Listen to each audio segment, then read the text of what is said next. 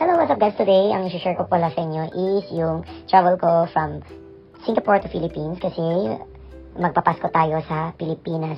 Ay, magbabagong taon pala. Sorry no. Magbabagong taon tayo sa Pilipinas at ang sinakyan natin pa uwi is Philippine Airlines at saka maganda yung airplane at saka hindi siya ganun kaliit kasi malaki. 3 rows siya.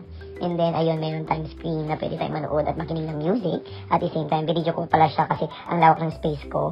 Kaya kong igalaw yung mga paa ko. Meron kasi yung mga airlines na ang sikip talaga as in hindi mo ma-extend yung paa mo. And then yun, nasa kwan pala ako. Malapit lang ako doon sa toilet. And yan, binidyokan ko na rin yung mga iba na inaayos yung mga gamit nila. At the same time, dito sa gitna para sa makita kung gaano din kaayos yung airplane. So far, na-enjoy ko naman siya kasi hindi tulad ng mga ibang airline na sinabi ko nga masikip at saka maliit. Ito malaki kasi siya. And then, meron pang screen which is may mga airline na wala talaga siyang screen. And yun. At yan nga, di ba? Pinakita ko sa likod niya is toilet na mismo, guys. At pwede kong extend yung uluan ko na wala akong problema na wala iniisip sa likod. Kaya malaki yung space. At the same time, dalawa lang kami ni ate. Hindi kami tatlo. Kaya na-enjoy din namin yung space namin. Kaya nung natulog ako, yan na nga, dumating na ang food. Ito pala yung mga food nila. Which is, not bad. Isa sa mga paborito ko na ginagawa kapag sumasakay ako. Ayan, Philippine Airline with bread, with, hindi ko alam yan, pansit na salad, bread, bun, at saka with rice, if I'm not mistaken, with rice yung food ko. At saka, ayan, nagutom tuloy ako. Isa sa mga ini-enjoy ko dito sa sakay ng airlines is yung kumain kasi gusto ko matry talaga lahat yung mga food nila. So far, meron akong kinainan na gustong-gusto ko, which is hindi lang siya, ibang airlines yun, okay?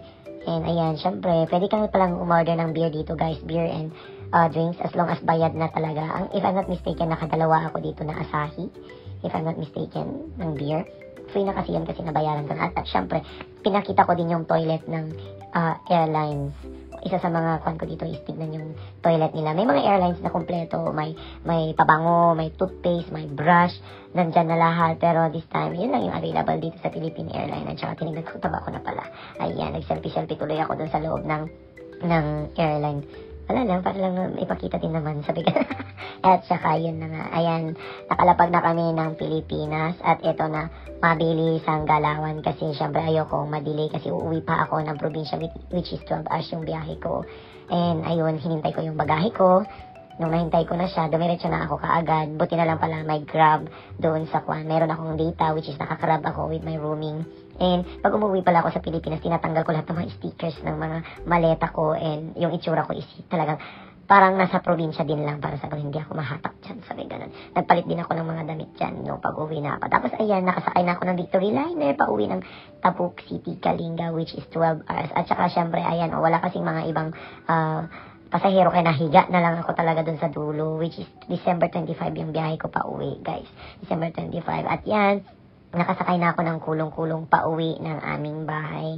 Very excited. Mix naman yung feelings kasi after 2 years, uuwi ka na naman. At ito na nga, ramdam na ramdam mo na nasa Pilipinas ka na, lalo na kapag barya lang po sa umaga. Thank you for watching, guys. Please don't forget to subscribe, like, and share my videos. Thank you!